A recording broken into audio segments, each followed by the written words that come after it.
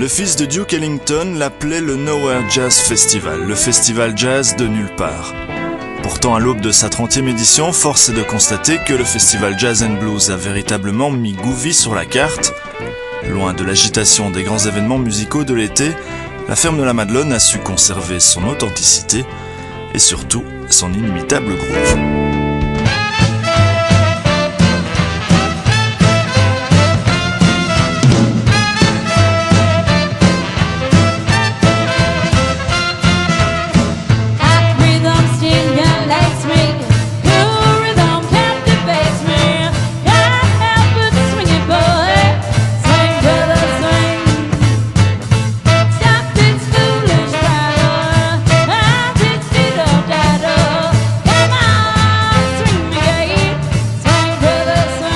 Vous savez, le jazz est une musique tellement riche, a tellement de branches, que les gens ne s'y retrouvent pas. Donc on dit festival de jazz, on ne sait pas. On dit festival de jazz de Gouvy, ah, festival de jazz de Gouvy, ça c'est un festival où le pied bat tout seul, où il y a du swing, il y a de la musique bebop.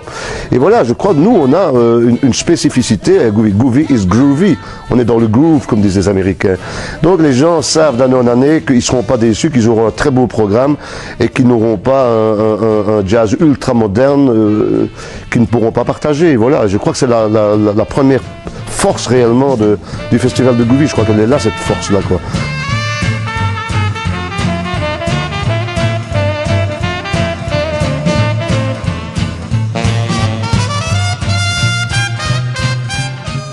Aujourd'hui, les murs de la Madelonne et même ses plafonds sont couverts des visages de ces prestigieux invités.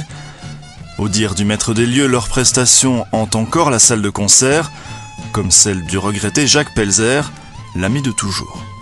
La photo, c'est avec Charlie Mariano et Jacques Pelzer, avec Steve Hoben, quoi. Et Steve Hoben s'était crié après le concert « Merci Charlie Mariano, je sais que le jazz existe encore, je pensais que le jazz était mort ». Ça va être un concert mémorable. C'est avec Jacques Pelzer, justement, que débute l'aventure du Gouvy Jazz.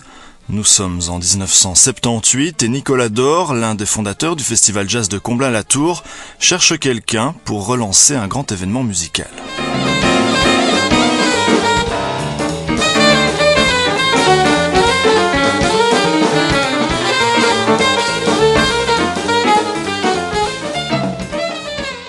Nicolas Dore avait été un petit peu mis au courant que j'aimais bien la musique, que j'avais déjà organisé 2 concerts de musique, 2 festivals d'ailleurs à Gouvy, mais qui n'avaient rien à voir avec le jazz en 70 et 71. C'était 2 festivals de musique pop, un peu le blues rock actuel. Et Nicolas Dore évidemment avait appris par mon ami Jacques Pelzer que, comme disait Jacques, c'est un solide ardennais, il va pouvoir monter quelque chose. Et alors tout doucement, comme ça s'est fait, parce que Nicolas Dore m'a téléphoné pour enregistrer un concert à Gouvy. Donc ça s'est fait dans un vieux cinéma à Gouvy qui n'existe plus maintenant. Et ça a rassemblé énormément de monde, puisque c'était la première fois à Gouvy qu'on voyait des camions de la RTBF avec des caméras et tout Bataclan pour enregistrer. Et alors, vu ce succès, Jacques Pelzer m'a un petit peu poussé, m'a dit écoute, on va quand même faire un festival. Et c'est ainsi que Gouvy a débuté en 1978, en août 1978. You got lots of friends.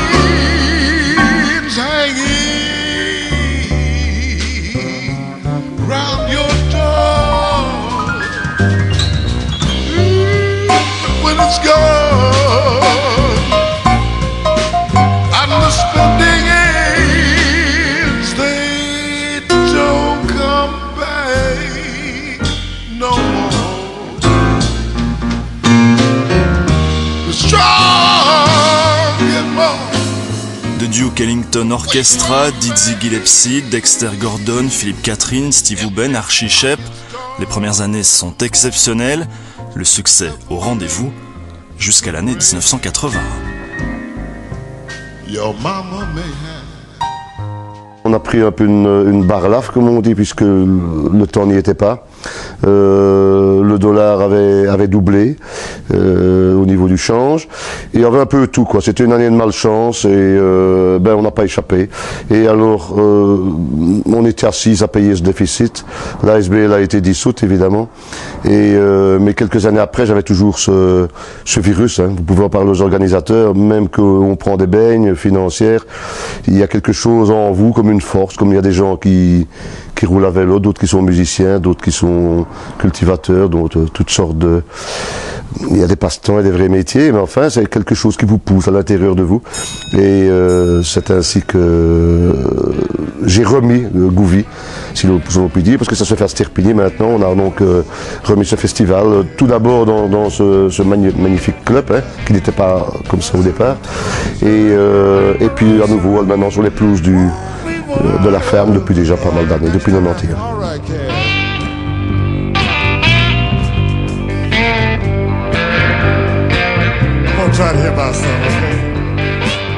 Ancêtre du jazz, le blues occupe désormais un créneau à part. Depuis 1993, une troisième journée bluesy s'est ajoutée aux 2 journées jazz. Et là aussi, la Madelonne décroche à chaque fois de solides pointures.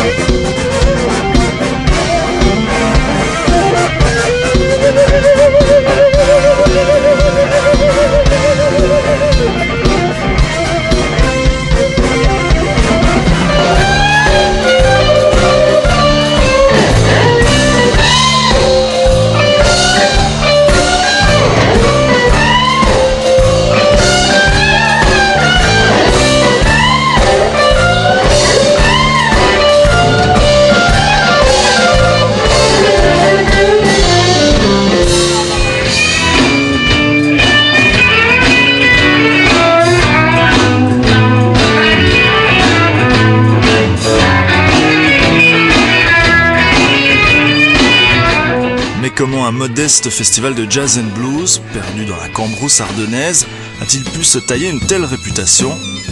Voilà ce qu'en pensent les principaux intéressés.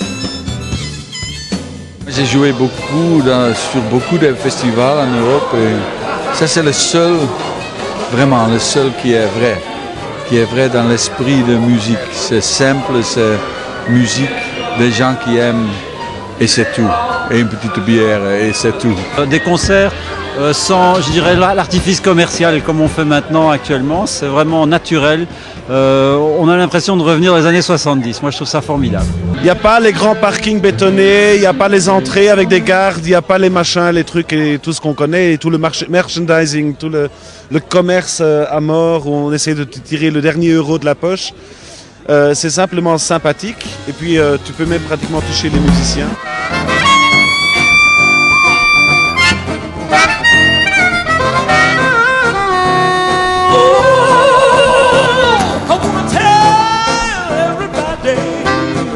Never give up on your dream.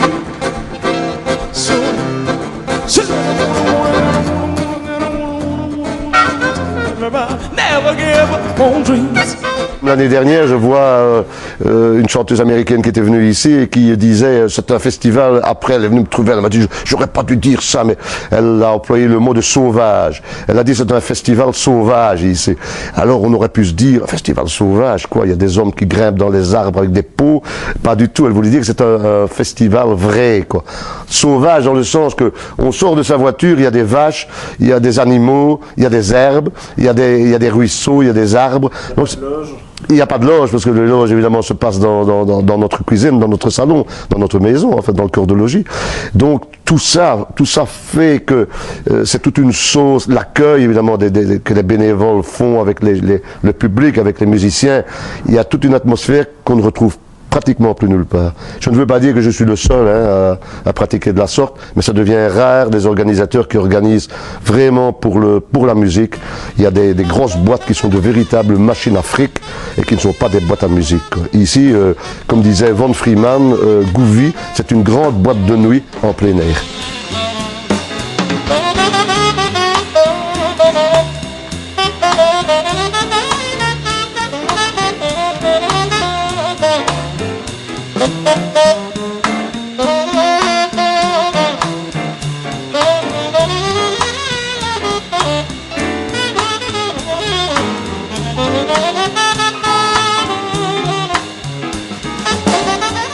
people here, just like this. Oh, les gens ici, comme ceux du concert de ce soir, oh, ils sont si attentifs et ils connaissent beaucoup de choses au jazz, ils sont magnifiques.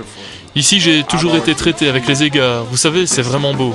Un beau pays avec des gens formidables et ils aiment le jazz. And they love jazz. Groovy is fantastic. I love it. Groovy est fantastique, je l'adore. J'aime l'endroit parce que c'est la nature, ouais. Je l'aime parce que c'est un petit festival et que les gens sont formidables. C'est lui qui a lâché ce fameux slogan « Groovy is really groovy ».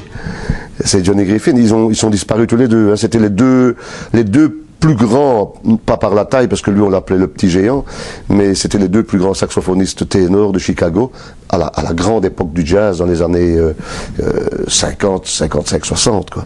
Et les réunir, ils ne s'étaient plus vus, ils sont tombés dans les bras de l'autre, ils sont même tombés sur la même bouteille apparemment, parce qu'ils se sont bien amusés à l'hôtel où ils étaient. Et ils ne s'étaient plus vus depuis très longtemps, alors tu penses, ils se sont racontés des aventures et toute leur jeunesse est passée. Maintenant c'est terminé, ces deux-là sont aussi partis sur l'autre rive.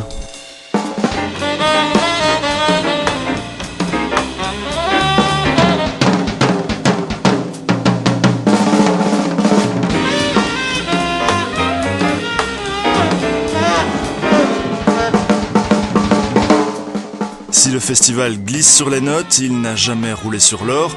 Jusqu'à la fin des années 90, la ferme de la Madelonne jouait son avenir sur le succès du festival.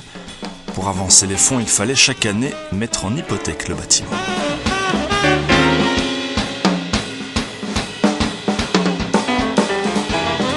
Il fallait acheter des livres italiens, des pesetas, des Deutschmark, des Gulden, toutes sortes d'argent ainsi. Donc il nous fallait une provision énorme, quoi, de plus de 40 000 € avant le festival. Donc l'euro, nous en tout cas, nous a bien facilité la tâche, hein, ça c'est clair. Hein.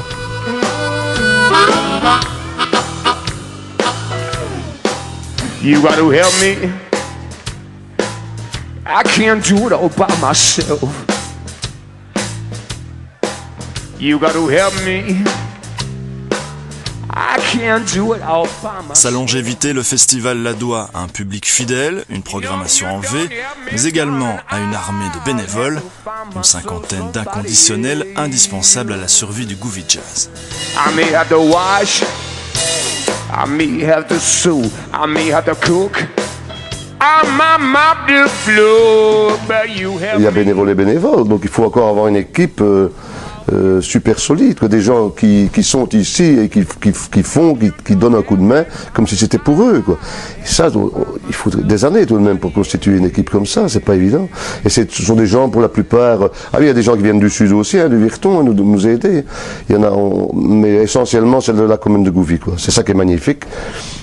C'est la confiance que ces gens-là ont en tout ce qu'on fait ici dans cette petite ferme ardennaise.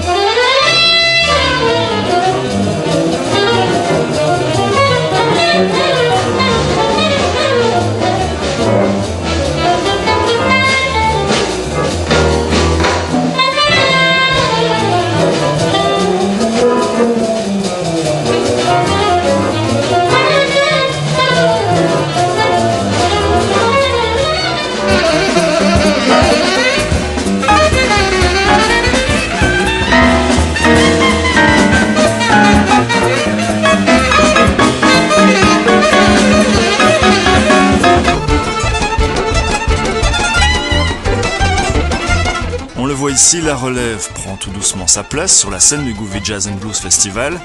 En coulisses, c'est également le cas avec Benjamin Lenz. Plongé dans le festival dès l'enfance, il y apporte désormais sa contribution.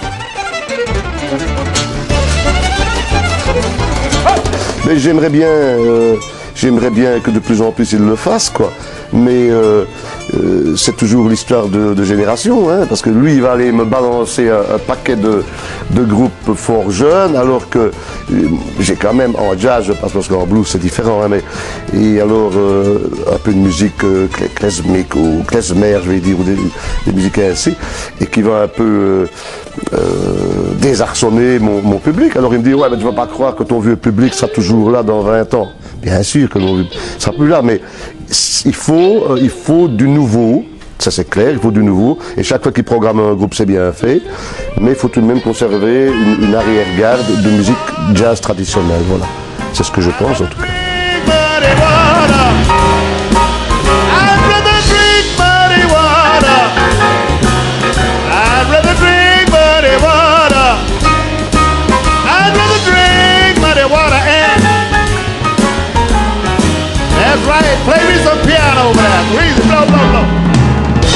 On me dit parfois, oh, tu ne vas pas te tracasser, Gouvy c'est connu. C'est faux.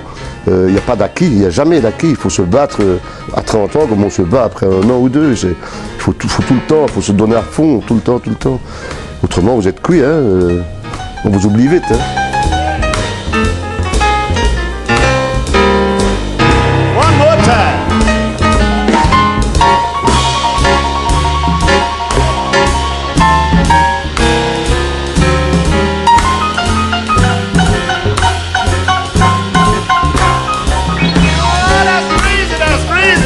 Et pour la 30e édition, Claudie et son fils ont concocté une affiche du Feu de Dieu.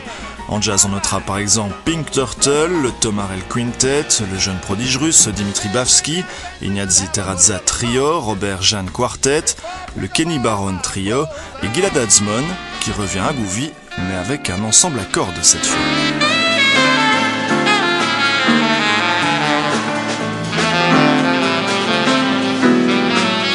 Ne pas manquer également la journée blues du dimanche avec Albert Blues Band, Carvin Jones Trio, Sonny Rhodes Blues Band ou encore Guitar Ray and the Blues Gamblers. On le voit, la boîte à musique de Gouvy est loin d'avoir sorti toutes ses notes. Rendez-vous les 7, 8 et 9 août pour le plus groovy des festivals.